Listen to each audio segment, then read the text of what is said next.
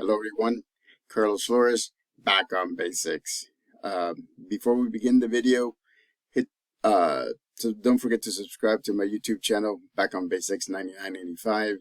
Hit the notification button so that way you can get notified of any new videos that are coming up to my channel. We're about to hit 140 videos, so that's great. Thank you all for watching. Thank you to the 62 subscribers that are watching the videos, and others that haven't subscribed, and you should subscribe, but and still watch the videos, either the longer videos or the shorter shorts, so that way you can see different aspects of my life, different topics to talk about. Hit the like button in this video. Today we're going to talk about the importance of routines. So, and that's another important topic that I think we should talk about because it affects all of us at different ages. And so, without further ado, everybody knows what a routine is, right? It's something that you do over and over and over again. It becomes automatic.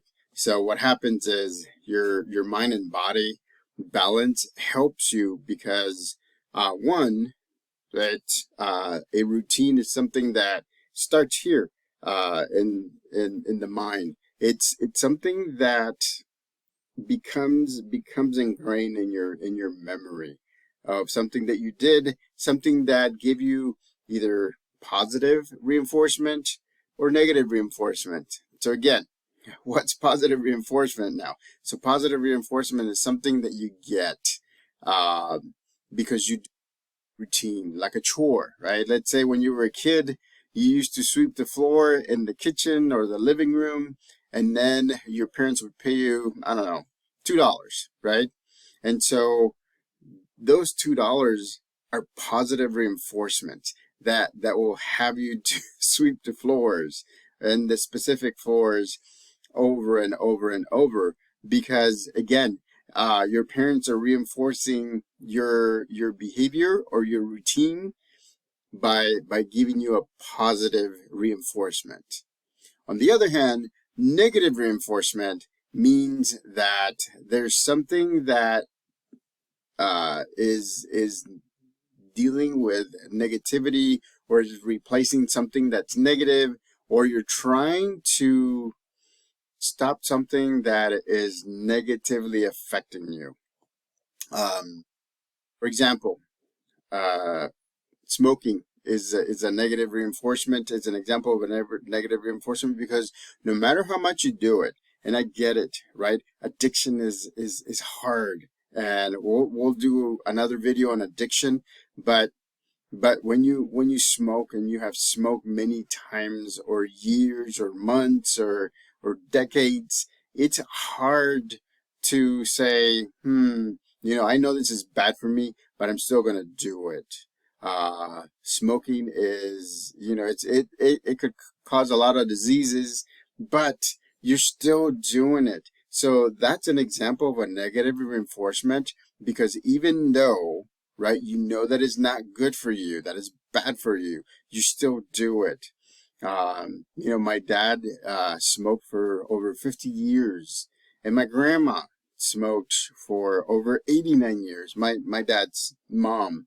And so that is an example of a negative reinforcement, because both of them smoked for a long period of time, even though they knew, and even though they could probably sense some of the changes that were happening because of the smoking and the continuous smoking. So again, let's go back to routines, right? So now we know positive reinforcement and negative reinforcement. So routines can begin from early in life. When a baby cries, a newborn cries, and he or she gets a bottle, or he or she gets breast milk, that's actually a positive. It's reinforcing it positively, actually, and it's one of those things that whenever they cry, or whenever they get hungry, they cry, and so they look for something. Or whenever you hear those smacking lips, I mean, that's another reinforcement. that says, ooh, whenever I do this, something happens. I get fed, and that becomes a positive reinforcement. You have to be careful though, because you have to also keep in mind that if the baby cries, and that's the behavior that they do, and you associate it with food, then they will learn, and then the food, and not necessarily just breast milk, but milk or any type of food may become a negative reinforcement to the crying. There is a very big difference. One of the differences is babies naturally cry when they're hungry. Babies naturally cry when they need something. And so what that actually is at that point is a positive reinforcement, because it is being positively fulfilled. This is one of the, when you're very young, there aren't that many behaviors that you can actually utilize to communicate. You can't speak. You can coo, or you can smack your lip or cry. So, but if the baby, for some reason, continues to do that, and they get older and they're still crying, and they're still getting reinforced, and it could be milk, or it could be soft food, or it could be solids, then that has moved now into negative reinforcement. And so that baby is gonna think that even though I'm crying, which is a bad thing, and they're not gonna think this way, but you as an adult, even though they're crying, and that's a bad thing, I'm still giving them the reinforcement, which is food or milk, even though it's creating a negative reinforcement. So a lot of the times, right, there's different options. There's options where you can provide them with a binky, you can provide them with other things, or you can wait until slowly wean them off of the crying by also looking at the nonverbal cues and the verbal cues that they're providing for you, in feeding the babies on a schedule, so that way they don't have to cry for it. And then what's happening is that positive reinforcement that's taking place is actually creating a routine, even for a newborn. It's the same thing when they can't sleep at night, right? Or they nap throughout the day and they're awake at night. Their internal clocks are actually upside down, right? It's the opposite. And so if you pick up the baby and you walk it, and they're still crying, but they fall asleep eventually, but it's because you're walking them, and you're holding them, because they want human interaction, right? Babies want human interaction. Believe me, it's something that is innate in all of us. We want that human interaction.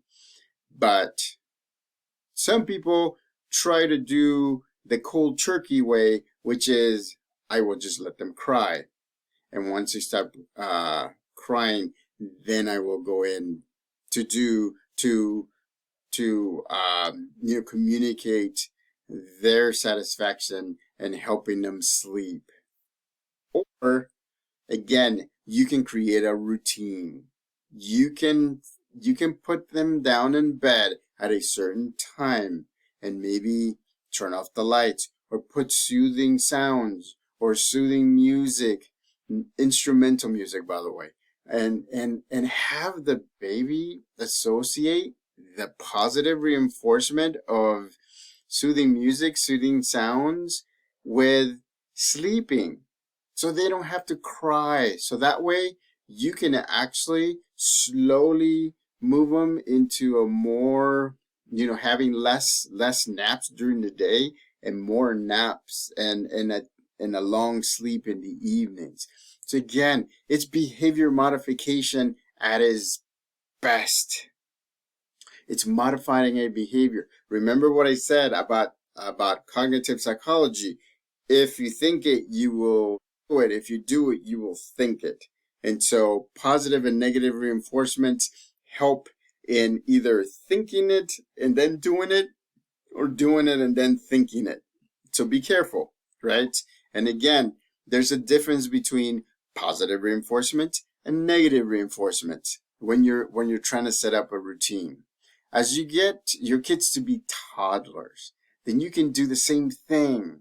Again, the example that I said, when they get hungry, instead of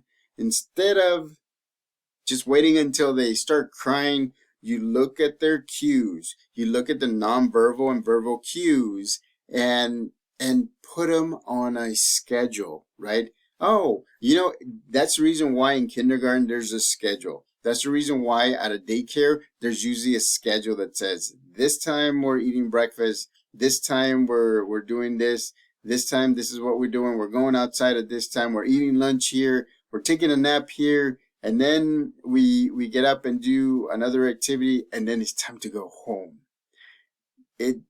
That's one of the things that's very important with not only toddlers, but school age kids, also preschoolers. You have to make sure that there is some kind of routine going on at home, so that way they're practicing their routines at home, and it'll be easier for them to follow the routines at school.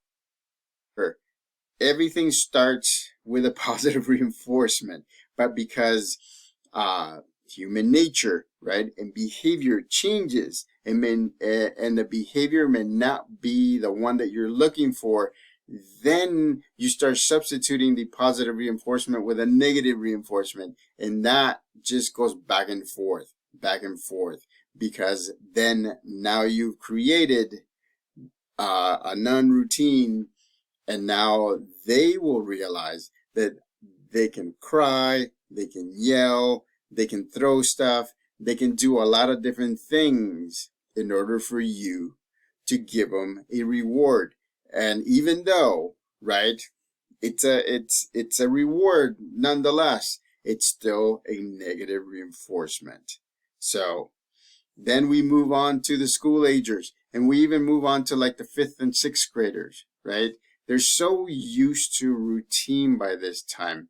You still have to reinforce routine. You still have to make sure that they're following directions.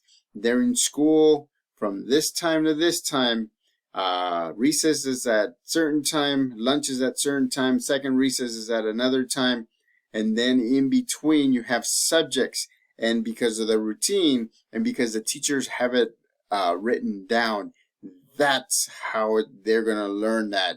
In the morning we do reading, before lunch we do math, after lunch we do science, and then we do social studies, and then it's time to go home. So again, the importance of a routine is it's very important to follow a routine. Because if you don't, then everything will be on the fly. And the thing is that, again, remember what I said, it could go from a positive reinforcement to a negative reinforcement. So make sure that if you're a parent, teaching them about routines. And that's one of the things that I learned the hard way, because with the kids, they were doing homework at certain times, but not other times. If I look in hindsight, I would have set a time for homework. This is the time for homework. And then they can do it for as long as they could. It's just creating that muscle memory, right? So that way they know that when they get home, they can change, they can have a snack, and then it's homework time. And a lot of the times the kids got into that routine, right? And what happens is they got positively reinforced to do that. And so as adults, we do the same thing. What do you think we do on payday? That's positive reinforcement for us to continue working where we're at. It's just telling us These are the hours that you work. Here's the pay that it is. This is positive reinforcement because telling you now you can spend this money on what needs to be spent on. On mortgage, on food, on different aspects, fixing something. And so reinforcement and positive reinforcement and negative reinforcement creates routines. But the difference is that they have either a different beginning where one is positive and the other one is negative, or they have a different ending where one is positive and the other one is negative. So again, routines are very important in our lives because we're creatures of habit. If we know what's going on, the more we know what's going on, the better it will be for us to deal with things and to prepare for things. So again, subscribe to my YouTube channel, Back on Basics 9985. Hit the notification button so that way you can get notifications of any new videos that are coming onto my channel. Hit the like button. The importance of the routines, and then if you have a specific topic, put it in the comment section, and I'll be happy to give you my take on it. Connect with me on Facebook at Carlos Flores, or connect with me on Instagram at Back on Basics. So until next time, Back on Basics.